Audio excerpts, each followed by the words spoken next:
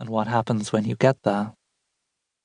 Had he known what was coming, Lewis might have stayed in bed. James Lewis was born in London when the 19th century was just a few weeks old, on 16th February 1800.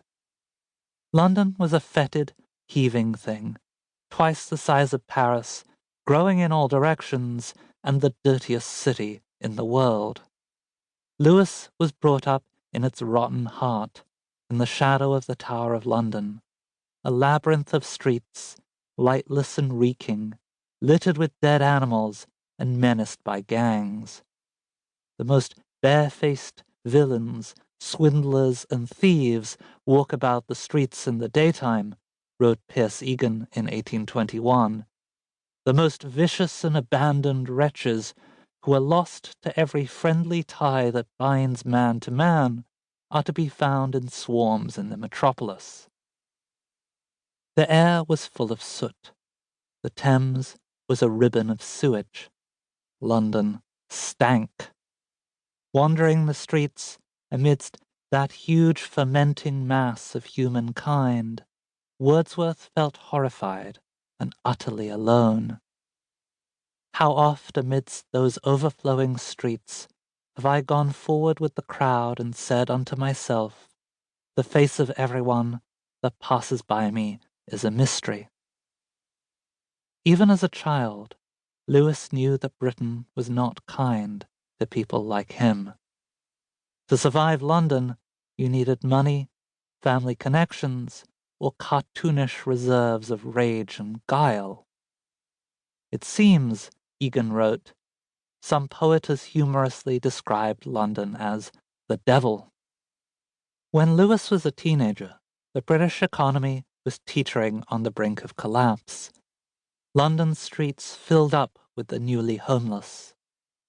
Leigh Hunt, first publisher of Keats and Shelley, wrote of protests at bankruptcies, seizures, executions, imprisonments, great arrears of rent. The government responded with the sympathy which has marked British attitudes to the poor for centuries. They announced a plan to execute the protesters. Lord Byron, speaking in Parliament in 1812, tried in vain to raise some sympathy. Nothing but absolute want could have driven a large and once honest and industrious body of the people into the commission of excesses so hazardous to themselves, their families, and the community. They were not ashamed to beg, but there was none to relieve them. Can you commit a whole county to their own prisons? Will you erect a gibbet in every field, and hang up men like scarecrows? Lewis could see no future for himself in this broken land. On 5th October 1821, at the age of 21, he enlisted in the army of the British East India Company, hoping for a better life. The East India Company began life as a trading company, running ships back and forth between Britain and the East. But, propelled by fear and greed, it gradually expanded from its coastal trading posts. Local rulers were bullied, blackmailed, and deposed, one after another. Horace Walpole called the company a crew of monsters in the 1770s, but it was just getting started then. By the 1820s, the company was the dominant power in India.